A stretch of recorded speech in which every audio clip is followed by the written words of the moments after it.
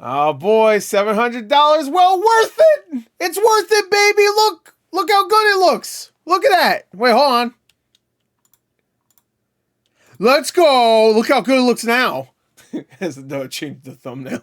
Anyway, let's go. This is PS5 Pro Enhanced Ratchet and Clank Rift Apart. What is the list of games that are PS5 Pro Enhanced that have been confirmed? Because it literally comes out in like 6 days, right? It doesn't come out the 7th? All right, here we go. Oh, Stellar Blade? Okay, all right. I did just say I want to play Stellar Blade again because I was watching the show. Alan Wake 2, that's right. Is Silent Hill 2 going to be one? All right. Last of Us, of course. Wait, only Last of Us Part 2 and Part 2 remastered? Or is that a typo? Maybe they meant just Part 1 and then Part 2 remastered. Lords of Fallen, Lies of P, Gran Turismo 7, Demon Souls, a launch title for PS5. Dragon's Dogma 2. Will it be 60 frames, though? Oh, I'm sorry. Yeah, y'all could just skip. I just want to know. I want to know. Yep. Oh. Is it?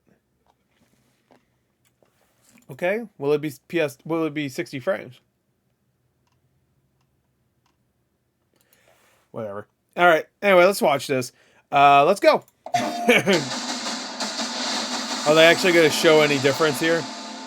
Like, I mean, like, look, here's this and here's this, you know? Insomniac Games is always trying to do the biggest and the best and bring the deepest experiences. I mean, it looks good, but it always looks good. Gamers have to choose between gamers the two modes of performance or fidelity is a little frustrating because we want our players to have the best experience possible.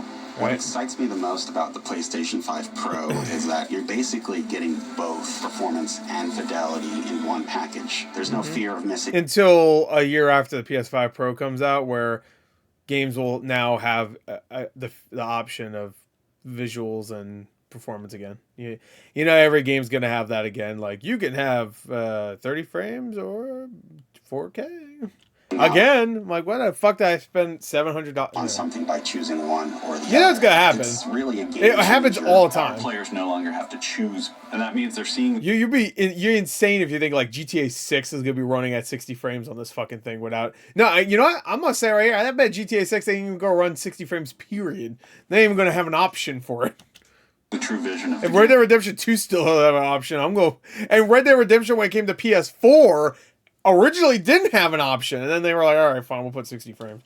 Because they easily could have, they just didn't. They decided not to. That we're trying to create, they're able to have a much more. I mean, it looks really good. I'm never going to play this game again, I don't think. I have too many games on my backlog. It was a really fun game. As they explore maybe I'll give it a whirl just to see how good it looks comparatively. But like at this point, like, what the fuck's the point? Like, I haven't played the game in so long. Extremely high frame rate. Yeah, I flew frame rate. Opened up our ability to create worlds much truer to the vision that we had originally.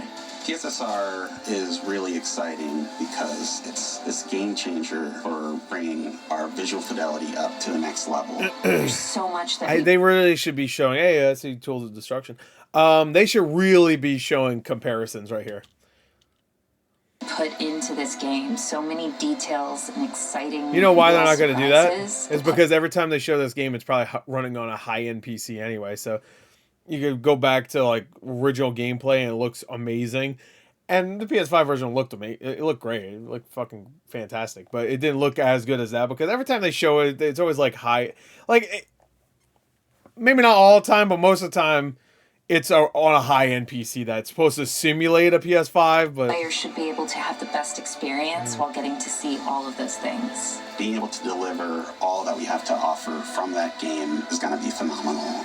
I think we have endless possibilities, and Clank's looking this good. New experience is Ray Trace the Clank. best player experience possible. Clank Trace, bro. Vertical standstill separately. I hate the life I live, bro.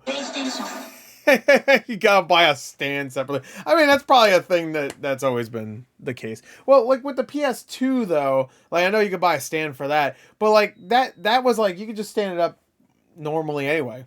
I'm assuming that'll be the same case with the PS5 Pro. I mean, I have the PS5 right here and it's standing up with no issues. I don't need a stand really for it. So So, whatever. Anyway, that was pointless. I mean, it looks great, but like, I don't fucking look how many dislikes it has. Like, why do a video like this and not have a comparison? Just compare it. I mean, I get it. Everybody's gonna be doing it themselves, especially fucking Digital Foundry. I think they already did it, but I don't know. This is like pointless. I mean, cool. They're happy to give us what they should have given us 3 years ago. Not Insomniac, PlayStation. PlayStation should have had this because there's no getting around it. The PS5 and the Series X are not that big of differences, you know? When the PS5 first came out, I saw stuff like Demon Souls and even that fucking Godfall game. I was like, these look better than the PS4. But then, like, you have, like, stuff like Last of Us Part 2 that's still getting re-released and it still looks great and it looks a little bit better now. But, like, things haven't really things haven't progressed enough for me to go like, yeah, we're way beyond Demon Souls now, the remake, and even, like, Ratchet and Clank. Like, we're not, it's been 3 years since this Ratchet and Clank game came out and everything looks about as good as it, I guess, maybe. You know? Maybe. No. I don't know. Like, when we have shit like Star Wars Outlaws coming out that looks like, it looks fine. And then we have the same thing with like Dragon Age, whatever the fuck it's called, which looks fine. And then you have like stuff like Silent Hill 2, which looks amazing. So I don't know. But like, could Silent Hill 2, I bet Silent Hill 2 could run on a PS4. Sure, it'll be 30 frames, yes. But it could probably run on there. I don't know. Nothing I've seen so far from this gen for PS5 and Xbox Series X have blown my mind, really. They've looked really good, and I'm like, whoa. But, like, I don't know. Games on PS4 blew my mind, too. Like, Ghost of Tsushima looks amazing on PS4. Same thing with Last of Us Part 2. And those both came out the same year the PS5 came out. And I would even argue those games look probably better than Demon Souls. Maybe. Anyway. So, I don't know. Whatever. That's it. Maybe in, like, 2 years we'll see some amazing-looking PS5 games.